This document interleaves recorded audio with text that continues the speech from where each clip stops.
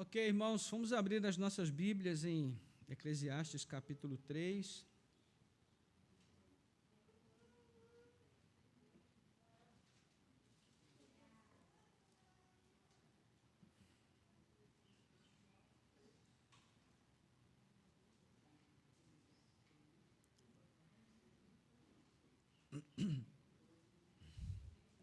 Hoje nós vamos falar sobre mordomia.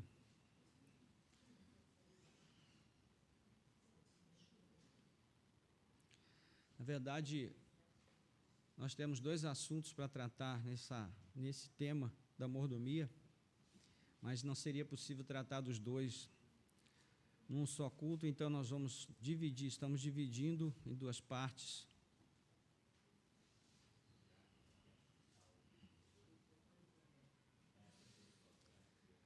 Eclesiastes capítulo 3.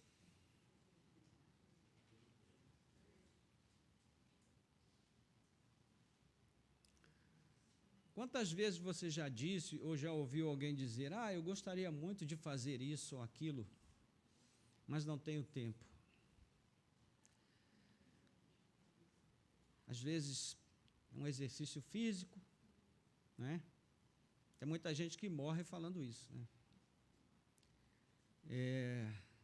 Eu queria tanto fazer exercício físico, eu queria tanto ter uma atividade física, mas deixa para o ano que vem, deixa para amanhã, para o mês que vem, né?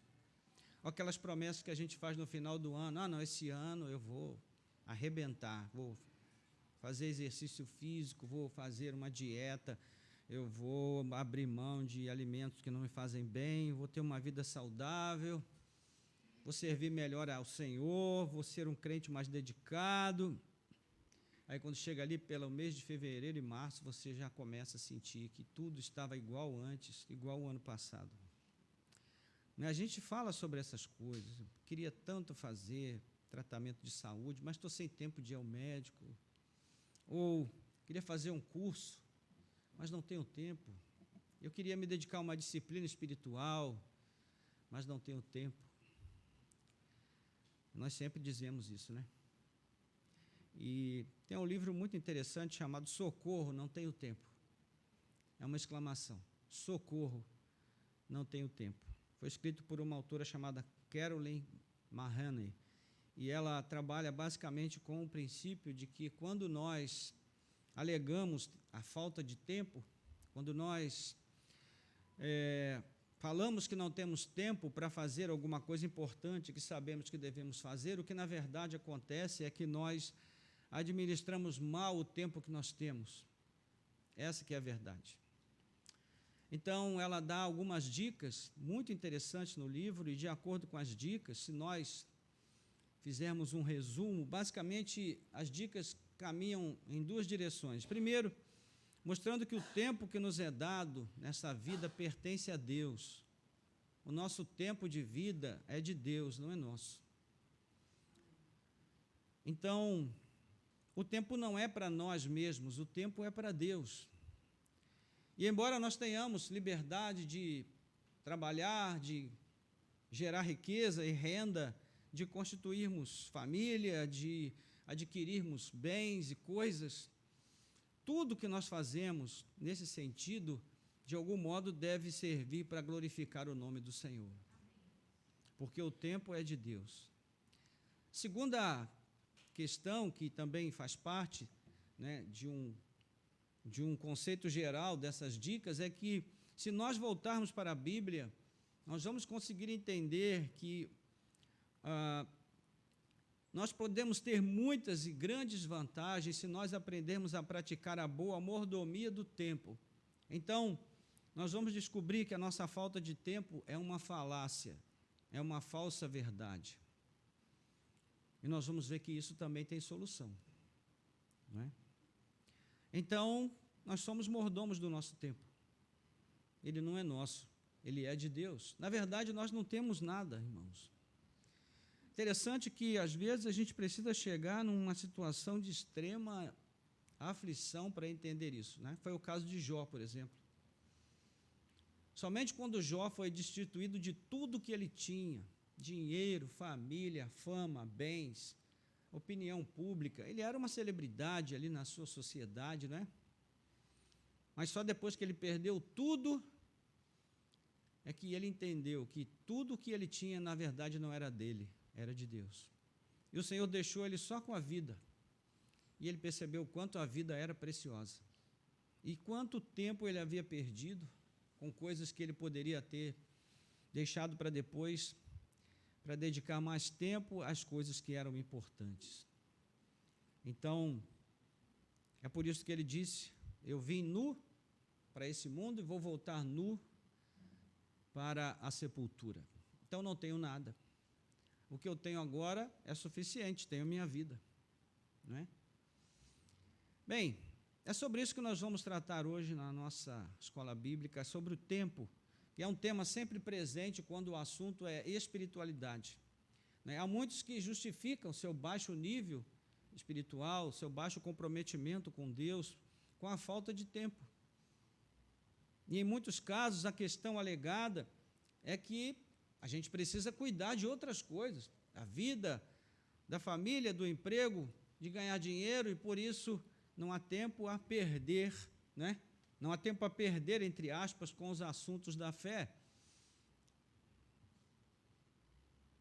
E não adianta a gente lançar a mão das frases de efeito, irmãos. Nós tivemos uma família aqui na igreja há muitos anos. E no vidro do carro dessa família tinha um adesivo escrito assim: não ter tempo para Deus é viver perdendo tempo. Uma frase perfeita. Não ter tempo para Deus é viver perdendo tempo. Pois é, essa família hoje, toda ela está fora da igreja. Está longe do Senhor. Então não adianta a gente lançar a mão de frases de efeito. O que a gente precisa realmente é puxar o freio de mão, dar uma parada e pensar: meu Deus, o que eu estou fazendo com o meu tempo? Não é? O que há de certo em relação ao tempo é que ele está diretamente relacionado à prática da piedade ou à falta da prática da piedade. Então, a boa mordomia do tempo, ela está no cerne da prática da piedade, porque se nós não tivermos um tempo dedicado, de qualidade, à piedade, nós não vamos colher bons frutos em relação a nada que fizemos na vida. No entanto, antes da gente fazer a primeira leitura, vai ser importante também definir o que é mordomia, não é? Qual é o senso comum dessa palavra mordomia? Quando a gente fala em mordomia, as pessoas pensam em quê? Hein? Serem servidas, né? O que mais? Alguém falou aí? Boa vida, né? Mordomia. Não, mas vocês são colombianos, para vocês não tem muito sentido a palavra nesse termo, mas aqui no Brasil, mordomia significa folga, boa vida, desfrutar de coisas boas sem trabalhar, entendeu? E essa palavra, ela ganhou essa acepção, né, quando, especialmente na época lá do presidente que foi empichado, né, que foi condenado por crimes e tal. E então, naquela época se dizia que ele vivia numa tremenda mordomia, e essa palavra se tornou de uso comum com essa conotação de uma vida boa, regalada, sem trabalho, ou seja, uma pessoa que tem regalias e privilégios sem trabalhar. Mas o sentido correto da palavra não é esse. Mordomia se refere ao ofício do mordomo. Eu sei que ninguém aqui tem um mordomo em casa, né? Mas antigamente as famílias abastadas tinham mordomos. Os mordomos eram os administradores da casa. E então, mordomo é o nome que se dá a essa pessoa que administra a propriedade de outros, né? De outros que são os proprietários. Então, o mordomo, ele está na casa como se ele fosse o dono, só que ele não é o dono, ele é só um administrador. Ele toma conta dos bens que pertencem a outro. E é exatamente esse sentido que nós temos em mente aqui quando nós falamos de mordomia cristã e mordomia do tempo. O tempo não é nosso, o tempo é de Deus. O que nós fazemos com o tempo é administrá-lo, mas ele não nos pertence. Então, essa palavra, ela não se refere ao cristão que se dá bem, né? A mordomia cristã nasce da compreensão de que Deus é o proprietário de tudo que existe, incluindo o tempo de vida que Ele nos dá.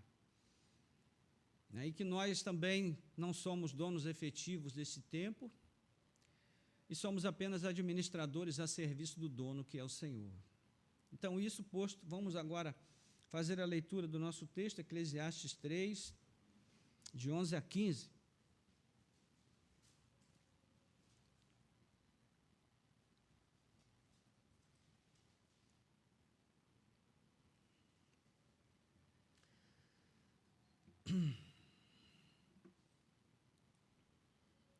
Diz assim: Deus fez tudo formoso no seu devido tempo.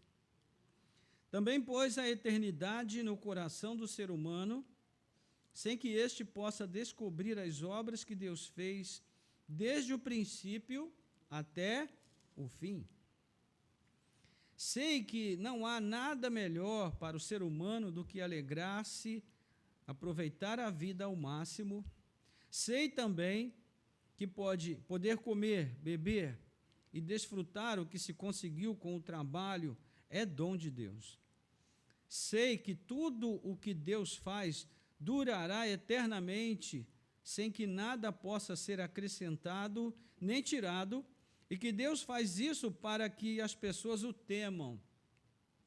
O que é, já foi. E o que será, também já foi. Deus fará vir outra vez o que já passou. Vamos orar? Nosso Deus e Pai, graças te damos pela Tua palavra. Obrigado, Senhor, porque a Tua palavra, Senhor, é maravilhosa. Ela é, ó Deus, palavra viva, que ela fala aos nossos corações, ela penetra no nosso íntimo e ela opera mudanças, transformações necessárias que nós, ó Deus, pelas quais precisamos passar, a fim de que as nossas vidas na Tua presença sejam legitimadas por Ti, e que nós, ao sermos chamados de cristãos, possamos realmente refletir as implicações desse nome que ostentamos. Que não é um título de nobreza, não é um título que transforma as nossas vidas, ó Deus, no sentido de um reconhecimento social, mas naquele momento era um título de vergonha, porque era uma associação ao crucificado, aquele que foi crucificado em Jerusalém. Então, nós também somos chamados, nesse sentido, de cristãos, porque estamos ligados a Cristo, que as nossas vidas possam espelhar a vida de Cristo, através dos nossos pensamentos, das nossas palavras e das nossas ações. Edifica-nos, ó Deus, sobre a rocha firme da Tua palavra. Envia o Teu Espírito para nos dar compreensão e aplicação aos nossos corações. Nós oramos em nome de Jesus. Amém.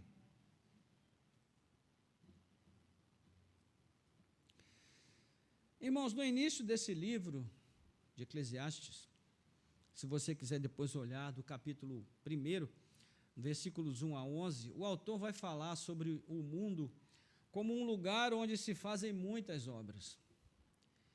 É um mundo extremamente atarefado, cujas atividades se repetem num ciclo sem fim, e enquanto os homens se afadigam de tantos compromissos, o tempo vai passando. E o autor fala sobre a inutilidade de tudo que se faz, porque nada que se faz traz verdadeiro sentido à vida. Então, ele apresenta ali uma espécie de resenha do livro, um resumo de tudo que ele vai falar, né? Quando ele trata do mundo como um mundo atarefado. Ele diz que tudo parece apenas vaidade e inutilidade, e não se pode encontrar sentido em absolutamente nada em todos os afazeres da vida. Mesmo assim, o autor nos convida a refletir, a pensar sobre isso, né, sobre o trabalho, sobre as riquezas, os relacionamentos, os prazeres e a própria morte. E ele pergunta: que sentido há em tudo isso? Então, o seu propósito é mostrar que a vida em si só pode encontrar sentido e utilidade quando ela se volta para o Criador. E entendemos que Ele, esse Deus Criador, é o único que pode preencher o vazio que sempre fica. Quando nós lemos esse livro com atenção, entendemos que ao final de cada esforço humano em busca de satisfação, nós precisamos encontrar satisfação nesse Criador. Caso contrário, não vamos encontrar em nenhuma outra possibilidade, pessoa ou lugar, ou, enfim, realização pessoal ou tudo mais. E nesse sentido, o autor estabelece 3 princípios. O primeiro é que Deus existe, que Ele é o Senhor de tudo o que há. O segundo princípio é que o tempo de vida que nos é dado aqui é um dom de Deus, que deve ser vivido em temor e obediência diante desse Deus.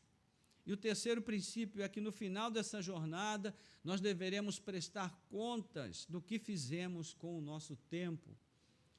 Né? Se você chegar lá no final comigo, capítulo 12, você vai ver aí no texto quando o autor diz: de tudo o que se ouviu, a conclusão é esta. Capítulo 12, último capítulo, versículo 13. De tudo o que se ouviu, a conclusão é esta: tema a Deus e guarde os seus mandamentos, porque isto é o dever de cada pessoa.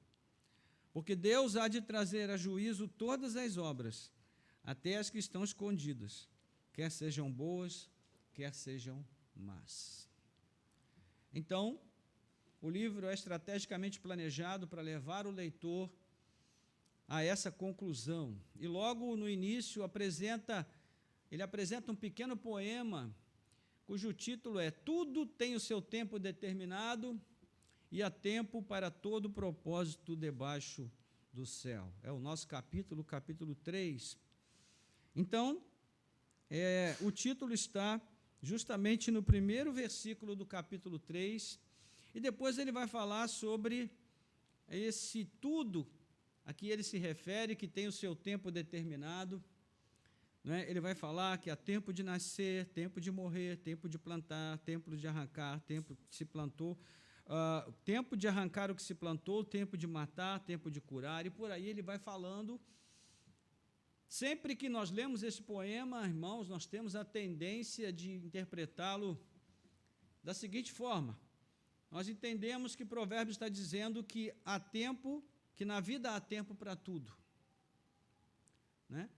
Só que não é esse o sentido do texto. É um pouquinho diferente. O que o sábio está dizendo é que tudo acontece no tempo que foi determinado por Deus. Não é que há tempo para tudo, mas que tudo acontece dentro de um tempo determinado por Deus. Ou seja, há uma ordem fixa, pré-estabelecida no universo, e tudo o que acontece, que engloba as atividades da vida humana, inclusive a própria concepção da vida e o tempo que nos é dado para viver, deve durar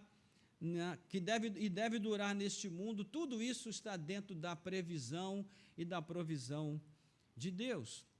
Nós nos lembramos do Salmo 139, versículos 14 e 16, quando o salmista fala: todos os meus dias foram escritos no teu livro, e todos eles foram escritos e determinados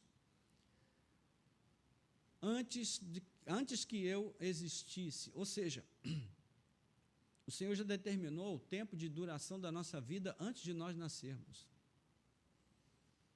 Então, o atestado de óbito é só uma justificativa. Mas, no fundo, quando nós passamos deste mundo, a causa é: Deus disse, acabou, chega.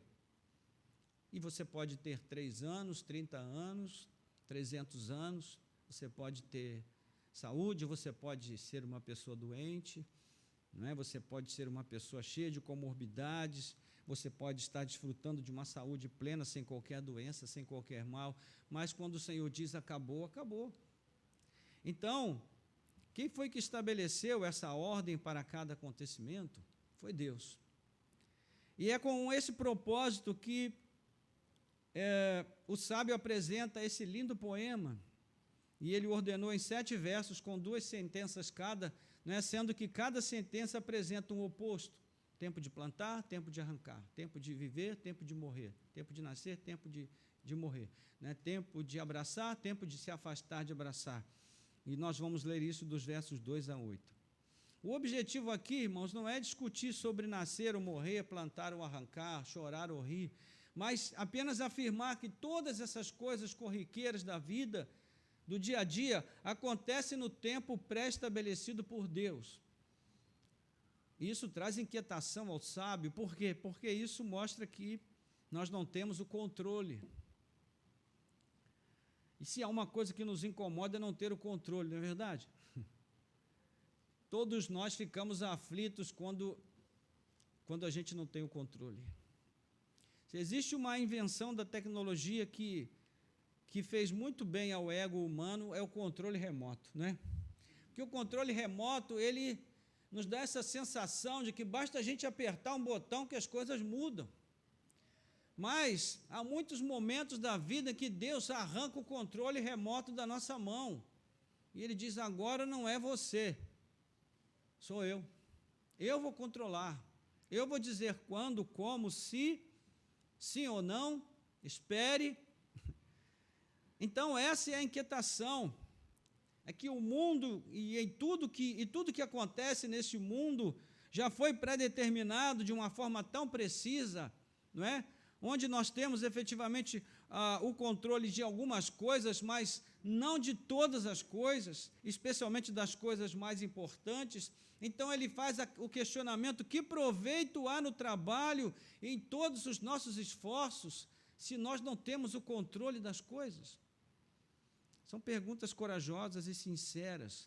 Então, ele vai falar, por exemplo, da pessoa que trabalha, e depois que ela fica rica, ela morre, e fica tudo para os filhos que não vão trabalhar, e vão gastar tudo que ela conquistou com o suor do seu rosto, sem pena e nem compaixão.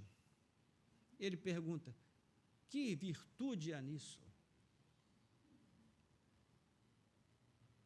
Então, nós vamos ver aí no verso 9 e 10, quando ele fala, que proveito tem o trabalhador naquilo com que se afadiga? Viu o trabalho que Deus impôs aos filhos dos homens para com eles afligir. Ainda ontem ou antes de ontem, não sei, nós comentávamos sobre uma pessoa da nossa família que trabalhou quase 40 anos de carteira assinada. Trabalhou os 35 anos, se aposentou e continuou trabalhando. Ficou um tempo em casa, depois voltou a trabalhar, trabalhou a vida inteira, se dedicou, carregou peso nas costas, foi um funcionário dedicado, e hoje essa pessoa idosa, precisando de cuidados médicos, quando vai parar no hospital, é tratado sem nenhuma consideração. É revoltante, gente, isso é revoltante. E é esse tipo de coisa que aflige o coração do sábio. Ele está pensando sobre isso. Que sentido tem essa vida se você trabalha, e quando você deveria desfrutar, né, do seu trabalho, uma vida digna, decente, você está doente, cansado, precisando de cuidados médicos, você é levado para um hospital onde as pessoas não têm compaixão de você, nenhuma consideração, um sistema de corrupção que consome todos os bens que poderiam ser partilhados e poderiam atender às suas necessidades. Então, é isso que ele está colocando aqui. Que sentido há nessas coisas? Então, o nosso texto de base, ele mostra a tentativa do sábio de responder a essas perguntas. Não é? Que proveito tem o trabalhador naquilo com que se afadiga? Viu o trabalho que Deus impôs aos filhos dos homens para com ele os afligir. Então, nós chegamos ao nosso texto.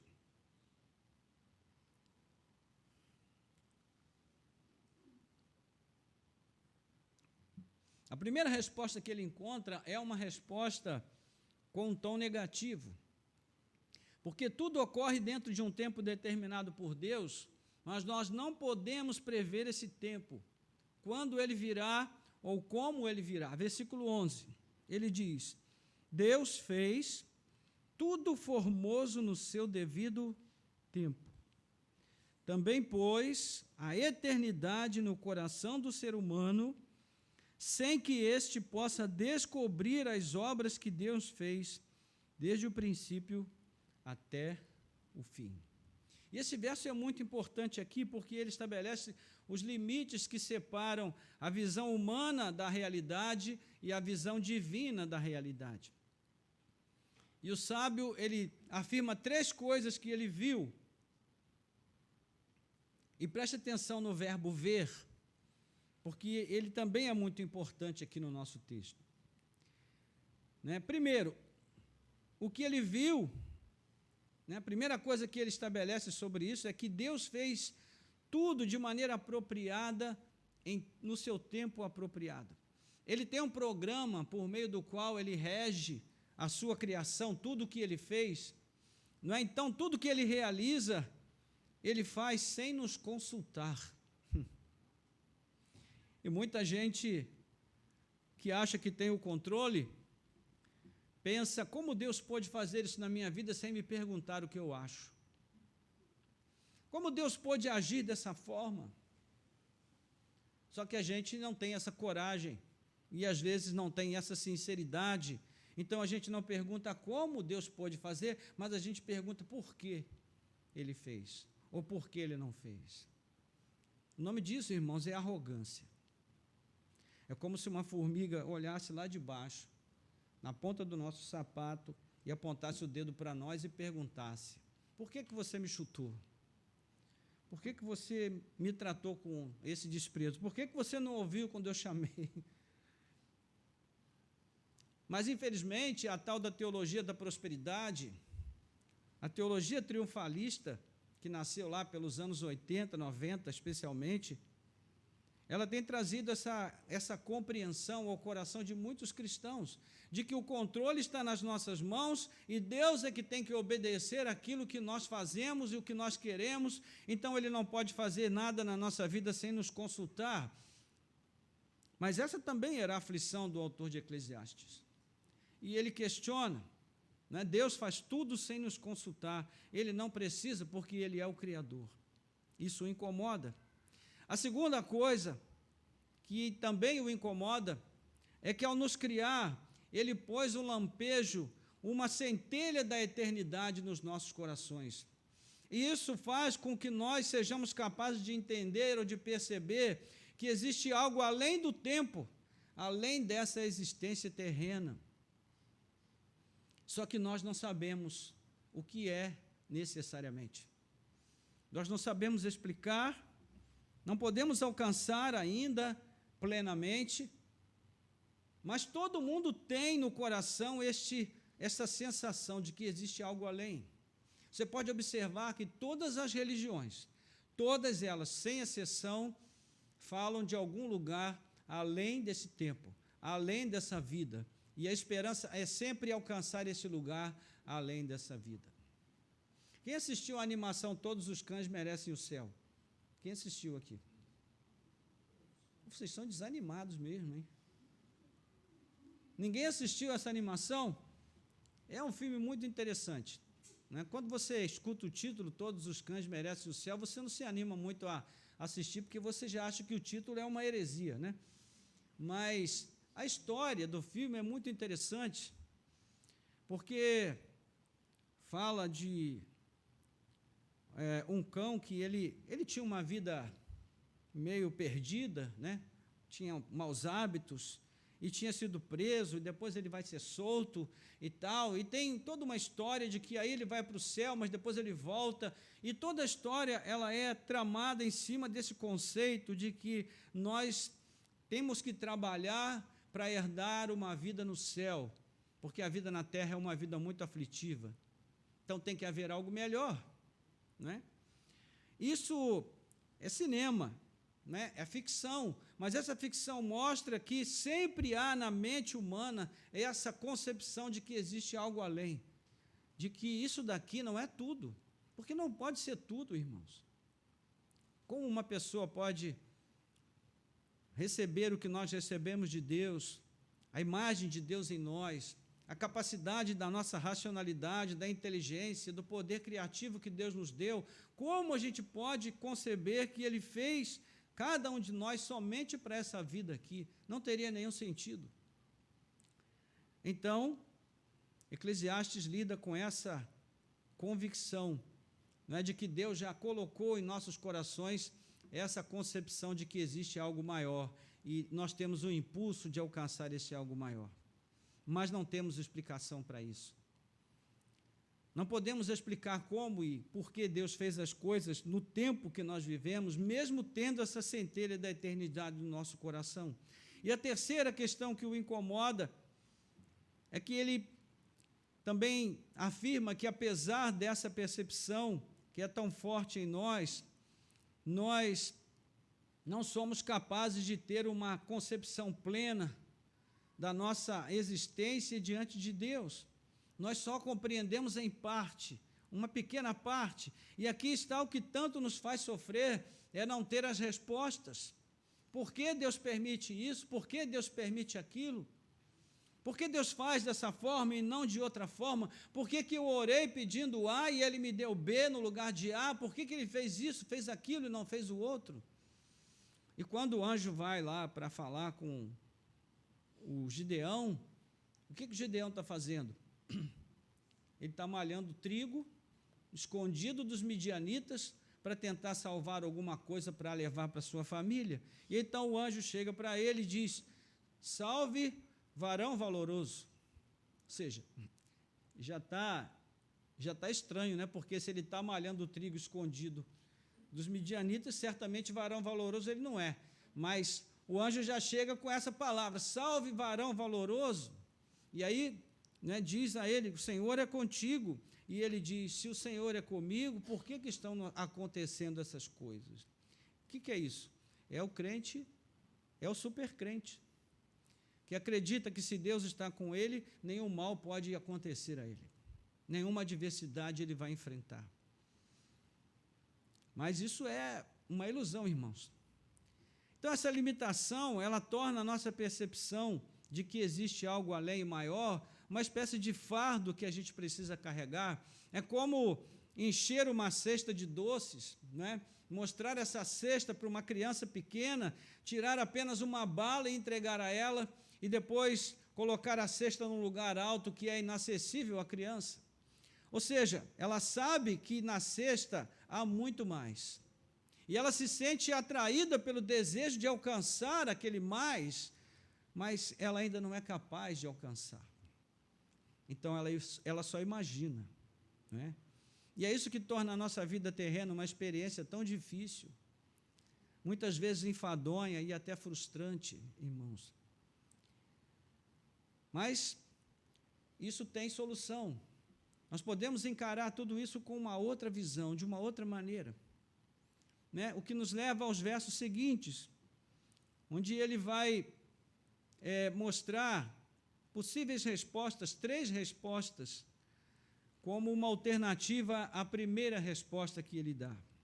Então, versículos 12 a 15, ele vai dizer assim, versículo 12: sei que não há nada melhor para o ser humano do que alegrar-se e aproveitar a vida ao máximo.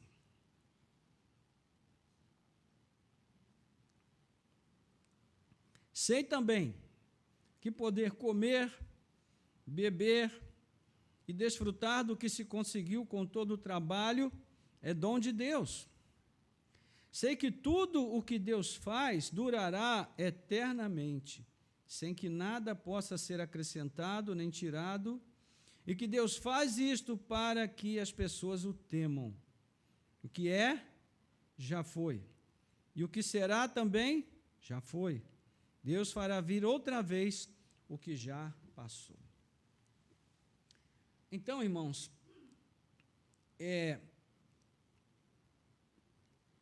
esses versículos 12 a 15, é muito importante observar agora a força que os verbos introdutórios vão ter aqui para estabelecer um movimento contrário que nós vamos ver em relação aos versos 9 a 11. Porque agora o autor, ele já não fala das coisas que ele viu. Lembra que eu falei da importância do verbo ver no princípio? Né? Ele diz, versículo 10, vi o trabalho que Deus impôs aos filhos dos homens para com eles os afligir. Mas agora ele não usa mais o verbo ver, mas o verbo saber. Agora ele não vai falar do que ele viu, mas do que ele sabe. E qual é o significado de saber aqui? É de ter conhecimento. É evidente que o propósito de estabelecer, não é, uma distinção entre o verbo ver e o verbo saber está presente no texto e é uma intenção do autor. Porque nem sempre o que nós vemos confirma o que sabemos. E nessas horas nós nos firmamos no que nós sabemos e não no que nós vemos, até prova em contrário. E isso o Novo Testamento chama de quê? Chama de fé. Quem viu aquele homem pendurado na cruz do meio, que por sinal morreu antes dos outros dois, quem viu aquelas circunstâncias, quem viu aquele momento, dificilmente conseguiu manter a sua fé e a sua esperança nas promessas que aquele homem havia feito enquanto estava vivo. Então, por isso Paulo diz que nós não andamos por vista, mas por fé. Então, a resposta número 1, versículo 12, ele diz que viver com alegria e fazer o bem, não há nada melhor para o ser humano do que isso, do que viver com alegria e fazer o bem. Que eu estou usando aqui uma outra versão, cuja palavra é traduzida por fazer o bem e não aproveitar ao máximo. Então, o sábio, ele propõe aqui duas soluções que nós podemos dar às sensações e aos sentimentos maus que vêm para nós pelas coisas que nós vemos. A primeira é, ao invés de nós vivermos acabrunhados, mergulhados em tantos porquês sem resposta, o melhor que nós podemos fazer, irmãos, a melhor forma de viver é viver com alegria. O que o autor está dizendo e o que a Bíblia está dizendo é que viver com alegria é uma escolha que nós fazemos. E mais, é a melhor escolha. E existe um vasto testemunho bíblico a esse respeito, e eu vou citar apenas 2 exemplos. Nós podemos ver, por exemplo, Abacuque, capítulo 3, 17, 18. Não vou nem abrir, porque todo mundo já sabe de cor. Ainda que a figueira não floresça, ainda que não haja fruto na videira, ainda que o produto da oliveira minta, ainda que não haja gado no curral, todavia eu me alegrarei no Senhor e exultarei no Deus da minha salvação. Isso aqui, meus irmãos, é o reverso da teologia da prosperidade. Isso daqui é uma teologia bíblica de alguém que vive com o coração firmado em Deus. Então você olha para as tuas árvores frutíferas no teu pomar e está tudo seco. Você olha para o curral e ele está vazio. Nós estamos falando de um tempo em que os bens de uma pessoa eram a terra e a criação que essa pessoa possuía. Um homem rico era um homem que possuía rebanhos e que possuía plantações. Então, o autor do livro de Abacuque, ele olha para esse cenário caótico e ele diz: todavia, eu me alegrarei no Senhor e exultarei no Deus da minha salvação. Então, irmãos, parafraseando aqui o John Piper, o nosso prazer deve estar sempre em Deus. A nossa alegria deve estar sempre no Senhor. Mas, muitas vezes, ao invés de nós nos alegrarmos no que nós já temos, nós ficamos esperando ter o que não temos, para que então nós possamos nos alegrar. E o que é que nós fazemos durante esse tempo de espera? Nós reclamamos, nós murmuramos, nós nos lamentamos e dizemos: mas eu não tenho as condições ideais, então não posso me alegrar.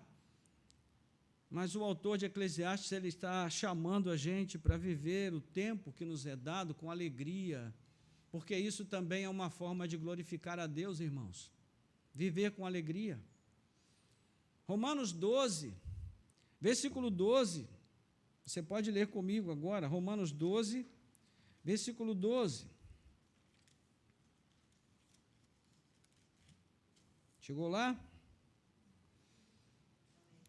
Vamos ler juntos? O que diz aí? Alegrem-se na esperança. Sejam pacientes na tribulação e perseverem na oração. Alegrem-se na esperança. Meus irmãos, nós depositamos a nossa alegria na esperança, porque a nossa esperança é viva. A nossa esperança fala de um futuro que, embora seja futuro, ele já é real no nosso presente. Cristo venceu, Ele estabeleceu a vitória para Ele, para todo aquele que crer nele. É por isso que Paulo, escrevendo aos Coríntios, ele diz que em Cristo nós marchamos em triunfo. Só que nós estamos vivendo no ainda não. Estamos vivendo agora, neste mundo.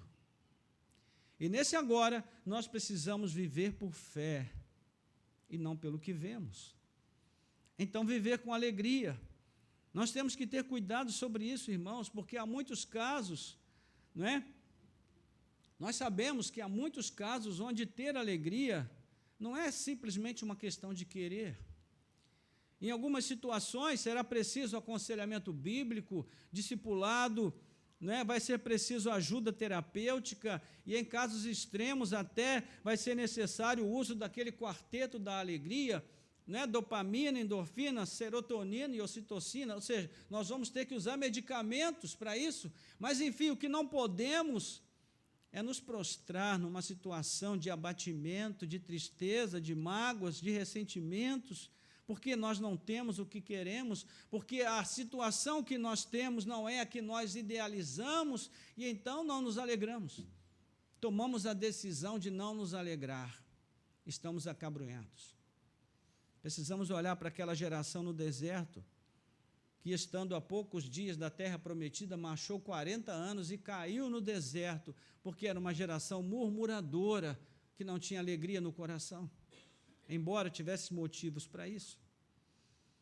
Então, irmãos, nós precisamos pensar sobre essa questão. Viver com alegria não é uma opção, é uma determinação da palavra de Deus. E ele diz: não há nada melhor para o ser humano do que alegrar-se e fazer o bem, não é? É a segunda solução, fazer o bem. Há pessoas que dedicam a maior parte do seu tempo na vida a fazer o bem. E elas são chamadas de benfeitoras. Por que elas são chamadas de benfeitoras? Porque são poucas as pessoas que se determinam a viver uma vida para fazer o bem. Infelizmente, sabemos que, ao contrário, muitas e talvez grande parte das pessoas que vivem neste mundo vive com o propósito de fazer o mal. Não é? Nesses dias tão sombrios que nós vivemos, às vezes parece que o mal vai prevalecer. Porque as muitas coisas ruins que nós vemos, elas têm a tendência de determinar o que nós sentimos e de que também haja em nós esse impulso de praticar o mal de volta. Mas nós precisamos resistir, irmãos. Um dos homens que mais viu e sofreu com a maldade humana, ele nos ensina: não se deixe vencer pelo mal, mas vence o mal pelo bem. Romanos 12, 21. Então, cada ação cotidiana nossa nessa direção é uma pequena vitória que nós conquistamos para a glória de Deus.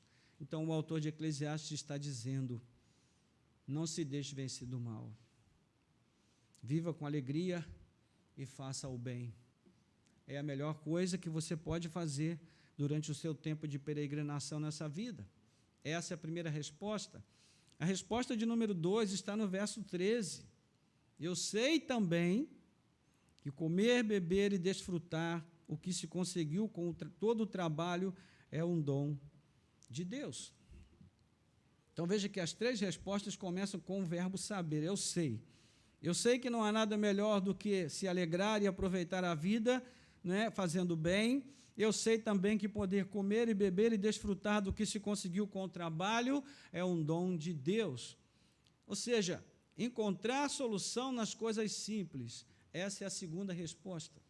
A vida é um dom de Deus. Infelizmente, o secularismo consumista se apossou também dos nossos pensamentos, de tal maneira que nós já não somos capazes de nos alegrar nas coisas simples e corriqueiras da vida, como comer, beber, ter contentamento no trabalho que fazemos.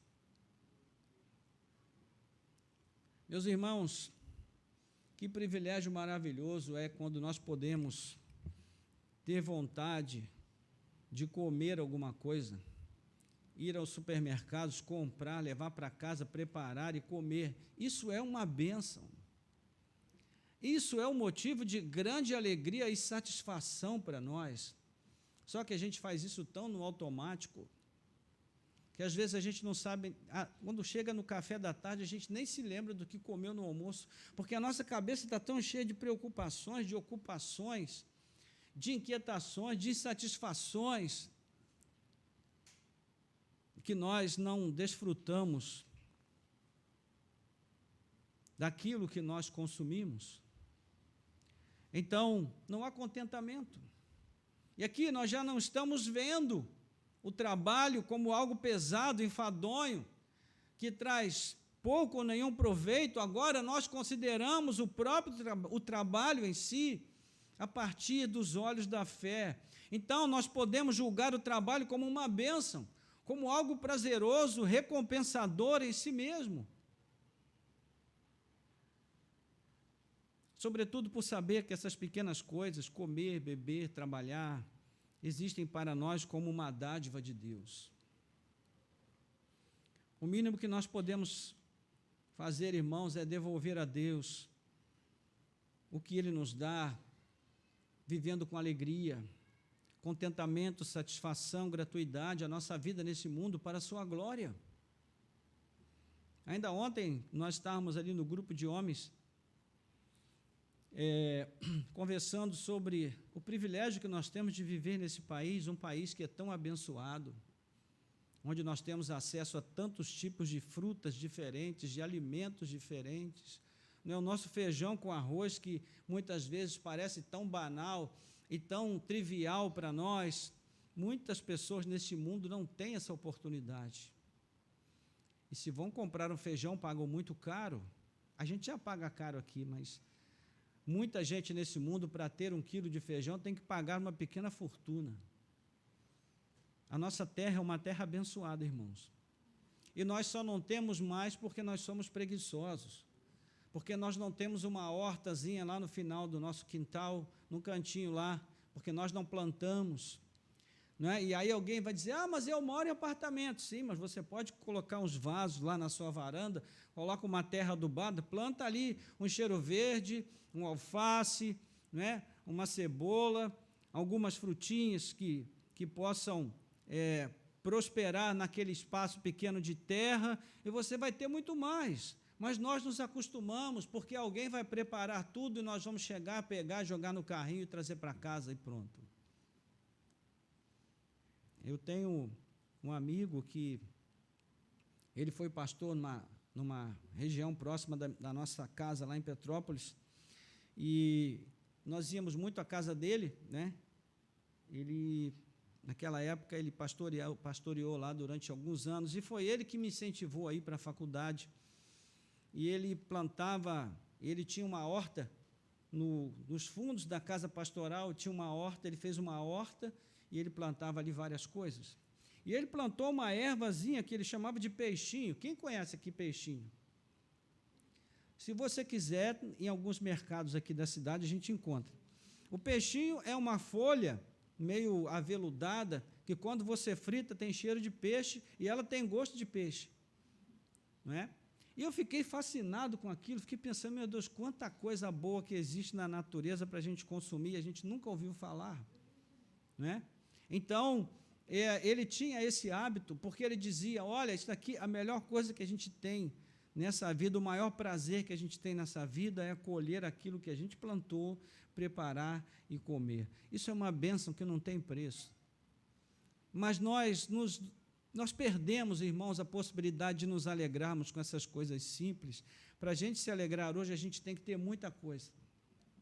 não é? E tudo no seu lugarzinho certo, tudo encaixadinho, de acordo com o nosso programinha. Se sair alguma coisa do nosso esqueminha, a gente fica tite, né? Faz beicinho e já não quer mais nem comer, perde até o apetite. Meus irmãos, a gente precisa se converter. Nós precisamos crescer, amadurecer e voltar a olhar para essas coisas com gratidão e dizer: Senhor, louvado seja o teu nome, pelo que o Senhor tem feito na minha vida, porque o Senhor tem feito muito por mim.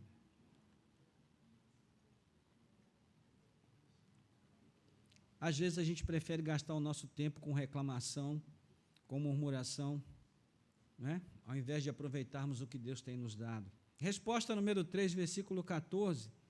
Sei que tudo que Deus faz durará eternamente, sem que nada possa ser acrescentado nem tirado, e que Deus faz isto para que as pessoas o temam. Então, viver o meu tempo de existência aqui, a terceira resposta que ele traz é essa: eu devo fazer isso com temor a Deus no meu coração. E eu devo temer a Deus por 3 razões. Primeiro, porque os caminhos e as obras de Deus são definitivos. Ele diz: eu sei que tudo que Deus faz durará eternamente. O que Deus faz permanece, meus irmãos. A segunda coisa é que ninguém pode acrescentar e nem tirar daquilo que Deus faz. Não é? Aqui, ambas as expressões no sentido de que Deus é perfeito em tudo que Ele faz e nós não poderíamos interferir no seu modo de agir e aperfeiçoar nada que Ele faz. Apesar de que hoje tem muita gente tentando, né? Que é a tal da coisa das substâncias, né, que as pessoas aplicam no rosto, né, na pele, de um modo geral, no corpo, para tentar aperfeiçoar aquilo que Deus fez. Meus irmãos, Deus nos fez como nós devemos ser. E esse conceito de belo e de feio, não foi Deus que criou. Quem criou isso foi o homem. Não é? Isso foi criado para vender produtos para nós, para que nós possamos comprar produtos, consumir produtos e tentar melhorar a nossa aparência, o nosso modo de ser, porque a gente entende que o que Deus fez não ficou bom. Mas eu digo para você, não vi ninguém que tentou fazer isso até hoje e melhorou. Pelo contrário, eu só vejo gente, né, piorando aquilo que Deus fez. E hoje, a própria ciência e os médicos estão muito preocupados com essa onda de aplicação de toxinas no nosso rosto, no nosso corpo, porque isso pode trazer uma série de consequências terríveis para a saúde e para o bem-estar. Sim, existem aplicações médicas que são necessárias por várias razões, mas, infelizmente, a maior parte dos casos hoje é em busca de aperfeiçoar o que Deus fez. Meus irmãos, não podemos fazer isso. Não podemos aperfeiçoar o que Deus fez. Não é? Inclusive, isso está ligado à alegria, porque um outro provérbio vai dizer que o coração alegre aformoseia o rosto. Não é? E, por fim, o autor também afirma que é propósito de Deus que nós o temamos. Não é? Isso tem a ver com os versos finais que nós citamos antes. O resumo de tudo é: tema a Deus e guarde seus mandamentos. E aqui no final do verso 14 ele diz: Deus fez isso para que as pessoas o temam. Ou seja, é propósito de Deus que nós o temamos. E por fim, versículo 15: o que é, já foi, e o que será também já foi. Deus fará vir outra vez o que já passou. Se você parar para prestar atenção na sua leitura, volte comigo aí ao verso 11. Ele trabalha com 3 tempos aqui. 3 tempos para mostrar que em todo tempo é Deus que faz todas as coisas, né? No versículo 11 ele diz que Deus fez. Na segunda parte ele diz que Deus pôs a eternidade no coração dos homens. Depois ele diz que Deus fez desde o princípio até o fim, e o homem não pode sondar o que Deus fez. Agora, a partir do verso 13, ele começa a falar, do 14, ele começa a falar do que Deus faz. E eu sei que tudo que Deus faz durará eternamente. Depois, no finalzinho, ele vai dizer que Deus faz isto para que as pessoas o temam. Agora, no verso 15, ele fala do que Deus fará. Ele diz, o que é já foi, o que será também já foi, Deus fará vir outra vez o que já foi. Ou seja, sempre é Deus agindo.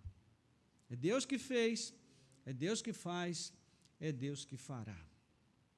Então, tudo aquilo que tem acontecido agora, já aconteceu antes de nós. Isso significa que até o que ainda vai acontecer, já aconteceu em algum momento. As coisas, sejam boas, sejam más, elas vêm e vão, mas Deus não.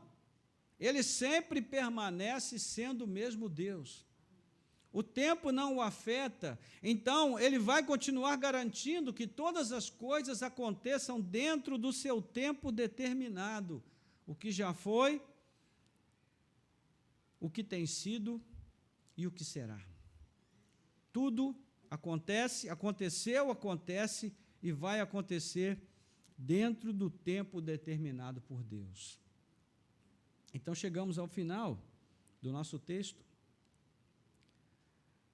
A conclusão, irmãos, é que quando nós levamos em conta o livro de Eclesiastes como um todo, nós concluímos que, sem trazer Deus para dentro da história da nossa existência terrena, todas as coisas que nós fazemos ou experimentamos aqui não têm nenhum proveito, porque todas as obras não passam de mero esforço humano, vão, cansativo e inútil.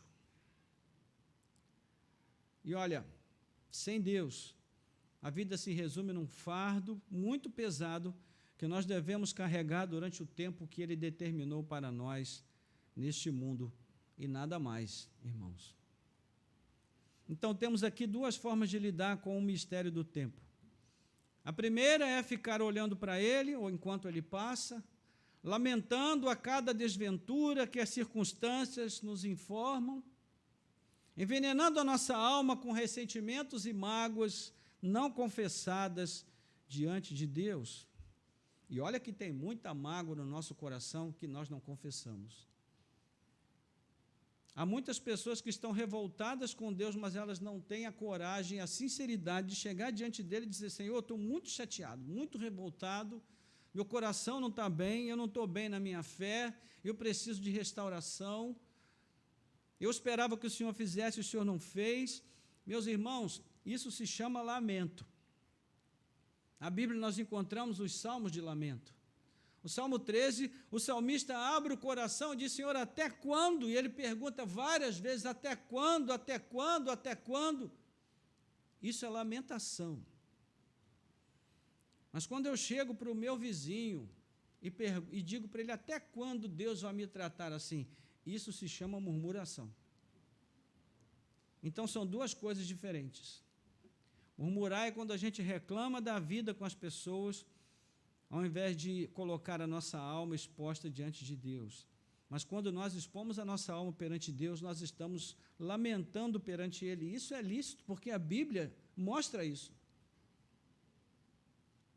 O Filho de Deus, na cruz do Calvário, ele proferiu um lamento no Salmo 22, quando ele diz: Deus meu, por que me desamparaste?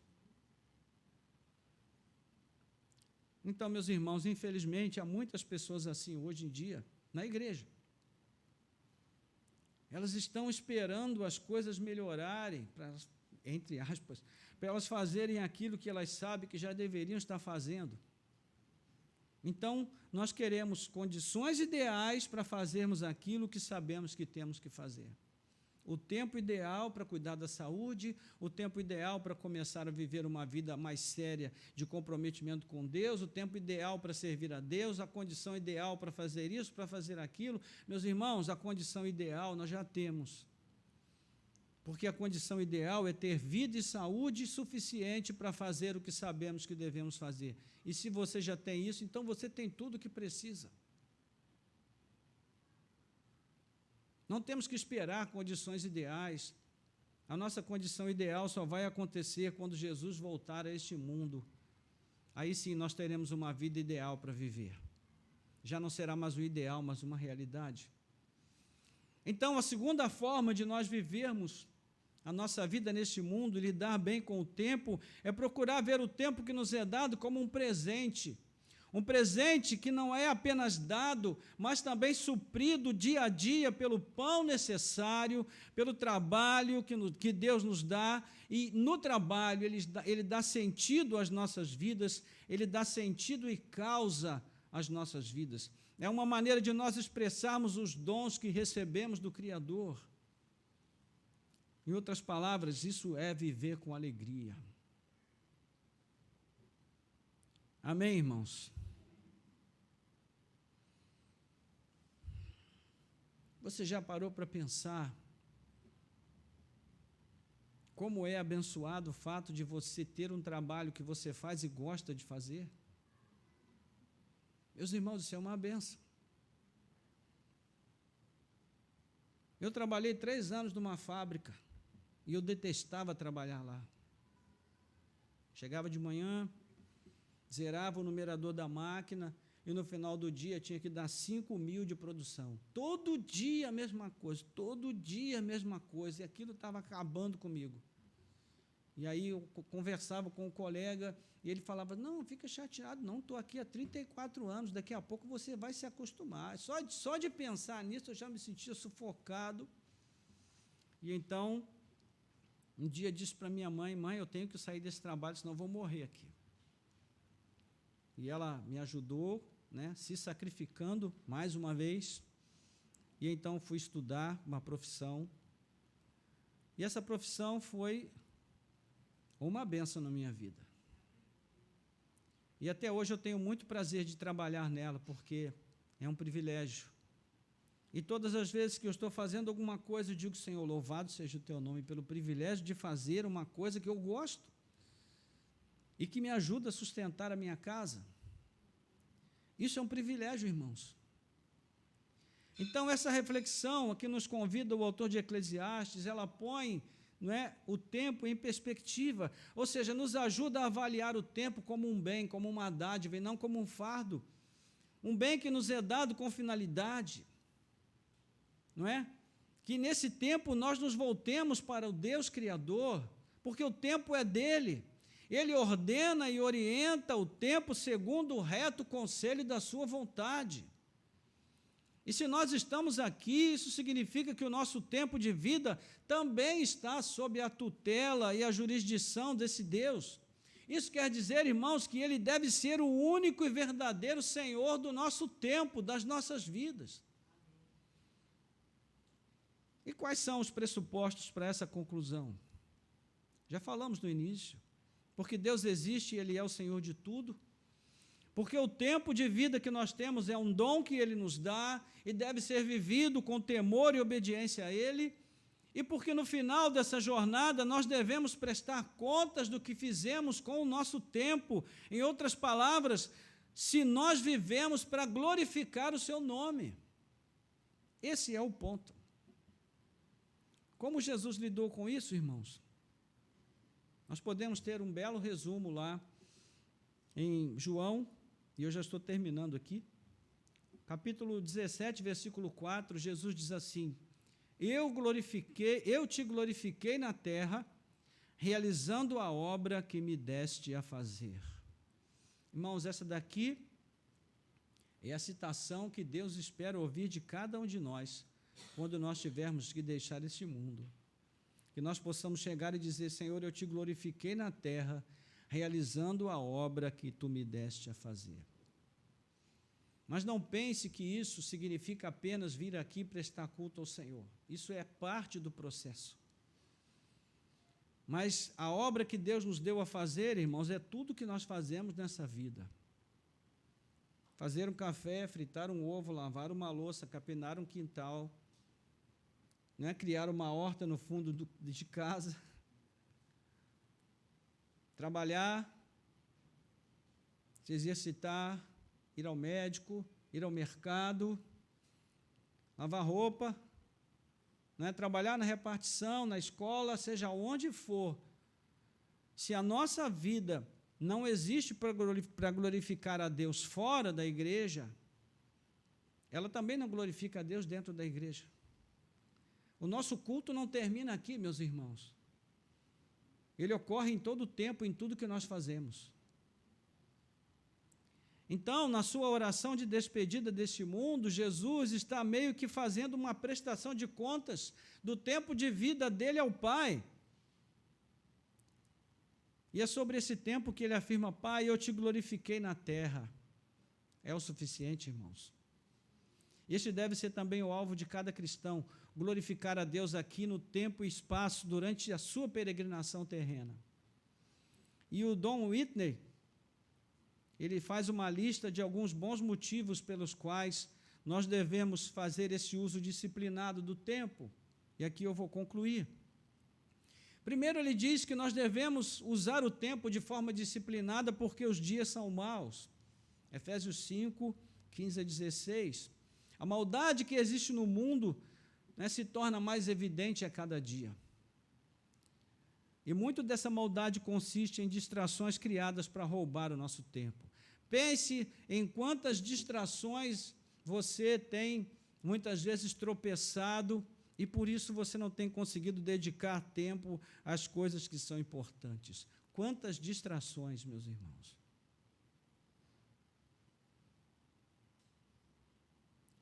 Segundo, o tempo que vivemos aqui nos prepara para a eternidade. 2 Coríntios capítulo 6, versículo 2, vai falar sobre isso, que nós estamos nessa jornada, num processo preparatório. Então devemos entender que cada dia que vivemos pode ser o último, irmãos. Devemos encarar o tempo como uma antessala da eternidade. Em dois sentidos. Primeiro, de não nos apegarmos tanto a este mundo, porque estamos aqui de passagem.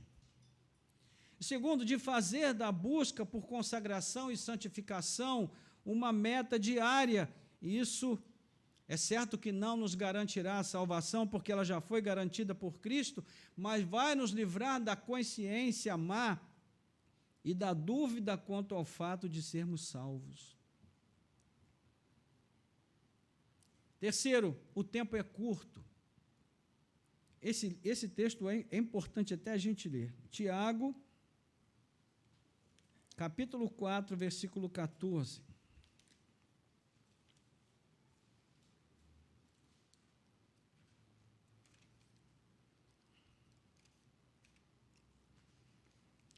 Tiago 4, versículo 14. Vocês não sabem o que acontecerá amanhã. O que é a vida de vocês? Vocês não passam de neblina que aparece por um instante e logo se dissipa. Olha só. Podemos ler juntos? Vamos? Vocês não sabem o que acontecerá amanhã. O que é a vida de vocês? Vocês não passam de neblina que aparece por um instante e logo se dissipa. Meus irmãos, um dia desses, eu precisei procurar um documento com foto para resolver uma situação e pensei em levar minha carteira de trabalho. Quando eu olhei a minha foto, eu falei, não, isso aqui não sou eu. Acho que nunca fui essa pessoa. Aquele rosto lisinho, fininho, sabe? Novinho, 0 quilômetro. Né? Com pouquíssima rodagem, garantia de fábrica ainda. Fiquei olhando, meu Deus, como passou rápido. Parece que foi ontem, meu Deus. Meus irmãos, nós somos essa neblina. De repente, o tempo faz e tudo vai embora. Passamos. Nosso tempo já foi condenado, né, por Deus, pelo mau uso que o mundo faz dele. O tempo que nós vivemos, não o nosso tempo pessoal, mas o tempo que nós vivemos no mundo, esse mundo já foi condenado, irmãos. Esse tempo é curto, ele está passando tão rápido quanto se dissipa a neblina, e por isso a necessidade de nós aprendermos a usá-lo de forma sábia, bíblica, é urgente, porque cada momento perdido se torna irrecuperável. Veja, hoje pela manhã, quando nós chegamos aqui, se você não se dedicou inteiramente a glorificar o nome do Senhor, se você não se dedicou a prestar culto a Deus conforme Ele merece, se você estava pensando em outras coisas, estava com a cabeça em outros lugares, essa oportunidade que você perdeu, você nunca mais vai recuperar, meu irmão, minha irmã, nunca mais. Se ontem você teve a oportunidade de dizer para o seu filho, para o seu marido, para a sua esposa, para o seu pai, para a sua mãe, palavras de carinho, de amor, de afeto, se você não fez isso, essa oportunidade você nunca vai recuperar, nunca mais. Ela está totalmente perdida. Então, tudo aqui é incerto, irmãos, o vigor, a juventude, a riqueza, a própria vida. E nós devemos pensar no tempo como uma commodity. O que é uma commodity? A commodity é qualquer matéria-prima que é usada para produzir vários produtos. Mas essa commodity que nós temos, que é o tempo, ela existe em pequena quantidade. Então, imagine que você tem uma commodity em pequena quantidade, o que você vai fazer? Você vai procurar usá-la para fabricar somente aquilo que realmente for importante, for bom, for necessário. Então, a nossa diretriz para isso é a palavra de Deus. Nós devemos olhar para o nosso tempo e pensar como eu posso usar melhor o meu tempo para glorificar o nome do Senhor. O meu trabalho, os dons que Ele me concedeu, não é? E por fim, Whitney diz que nós devemos usar o tempo de forma disciplinada para que não haja arrependimento na morte. Veja Provérbios 5, voltando um pouquinho aí, Provérbios 5, 11 a 13. Provérbios 5, 11 a 13. Também podemos ler juntos.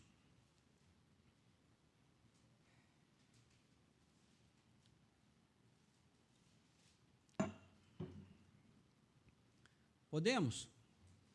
Diz assim: no fim de sua vida, você ficará gemendo quando a sua carne e o seu corpo se consumirem.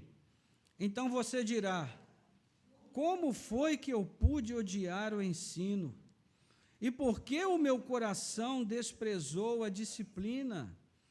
Não escutei a voz dos que me ensinavam, nem dei ouvidos aos meus mestres.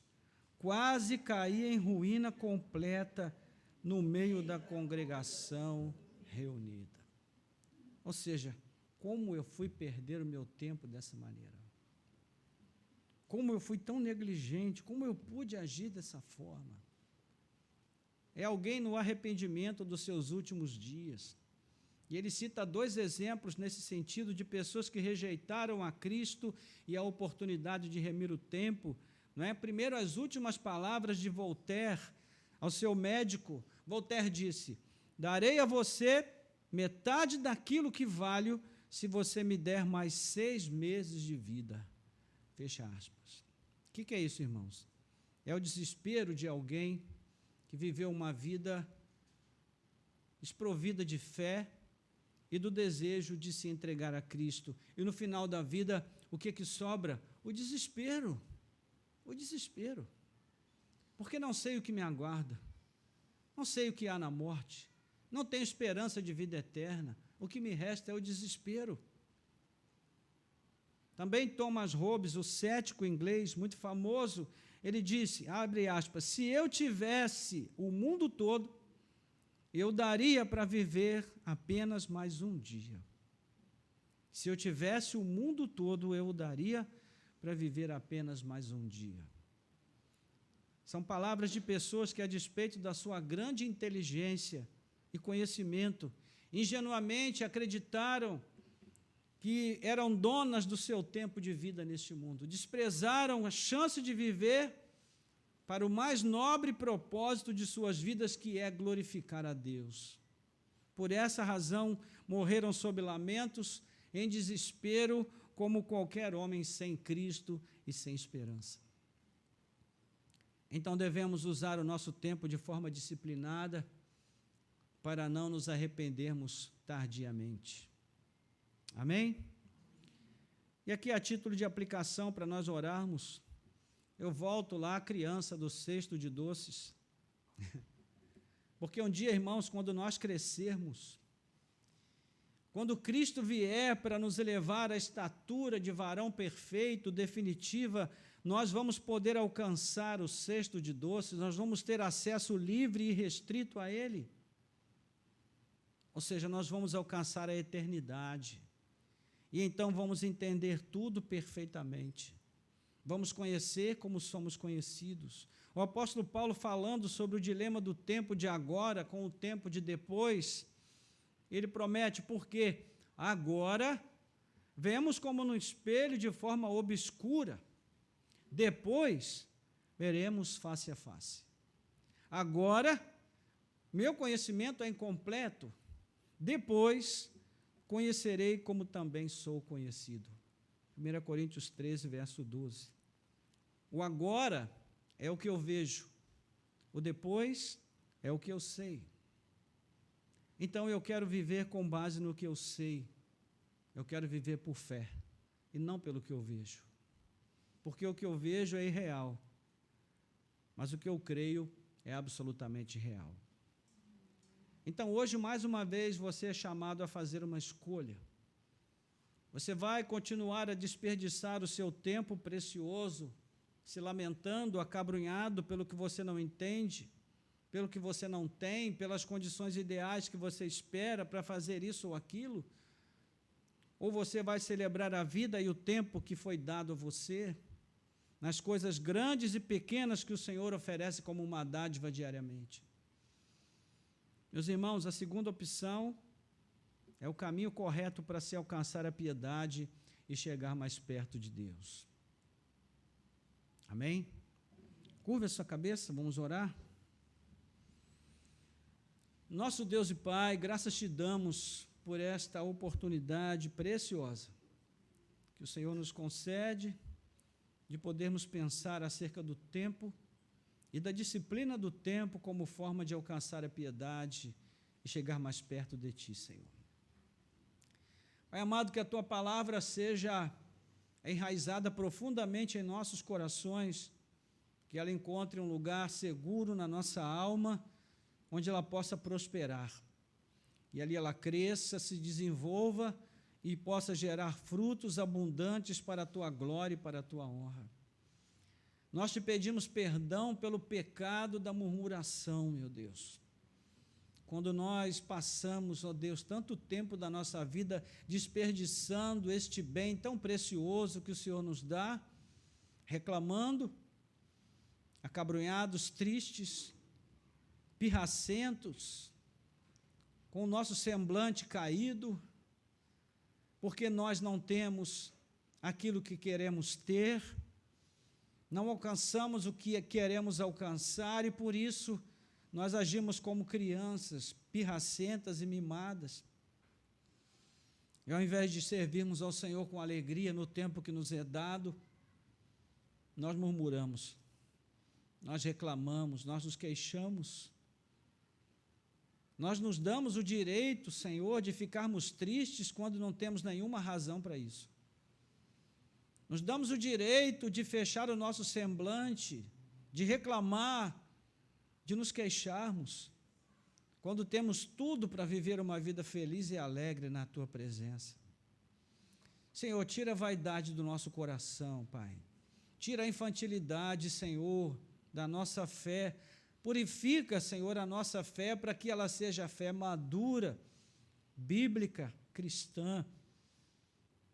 Que nos leve, Senhor, a Te servir com alegria onde o Senhor nos colocou e a fazer o melhor para glorificar e exaltar o Teu santo nome. Senhor, esclarece, Pai, em nossas mentes, de uma vez por todas, que nós não fomos criados para nós mesmos, não fomos feitos para buscar a nossa satisfação neste mundo e vivermos aqui como pessoas plenamente felizes e satisfeitas, porque isso nunca vai acontecer, não nesta vida.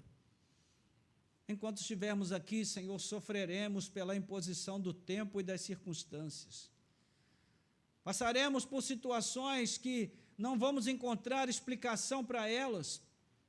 Viveremos a perplexidade, as perguntas sem respostas, os momentos em que o Senhor estará agindo e nós não vamos perceber, porque estamos ocupados em ficar perguntando por quê, para quê, como, de que maneira, enquanto poderíamos simplesmente entregar as nossas vidas nas Tuas mãos e dizer: Senhor, guia a minha vida conforme a Tua vontade, porque eu não sou meu, a minha vida não é minha, o meu tempo não é meu, tudo que eu sou e tenho pertence ao Senhor.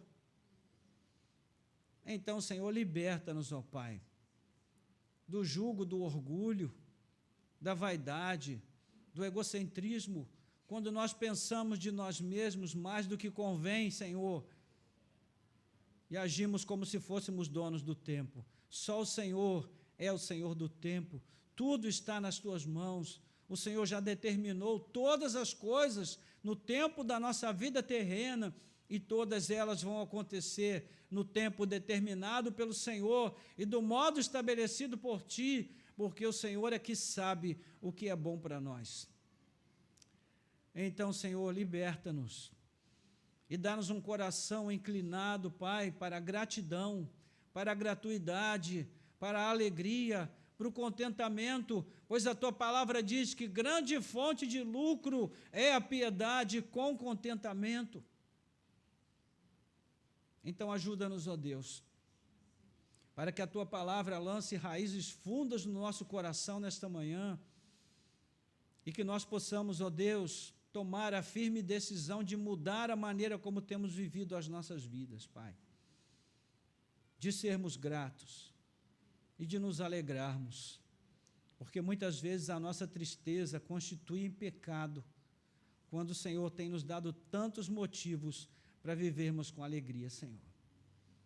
A alegria do Senhor é a nossa força e deve ser também o nosso maior e mais real e verdadeiro motivo de alegria. Apesar de tudo, das lutas, das circunstâncias, dos problemas, das dificuldades, porque ninguém sofreu mais do que o nosso Salvador. Ninguém padeceu mais do que Ele neste mundo. Ninguém foi mais privado, Senhor, de ser justiçado neste mundo. Ninguém foi mais privado de ser contentado e alegrado, porque Ele foi o único Filho que fez toda a vontade do Pai. E durante o tempo da sua vida, Ele glorificou o nome do Senhor nesse mundo, nessa terra. Que seja esse o grande propósito das nossas vidas, Pai, porque foi para isso que nós fomos criados. Então entregamos a Ti o nosso tempo e Te pedimos, Pai, que o Senhor possa se assentar no trono do nosso coração e se fazer o único Senhor do tempo das nossas vidas. Nós oramos assim com gratidão, em nome de Jesus. Amém. Amém. Glória a Deus.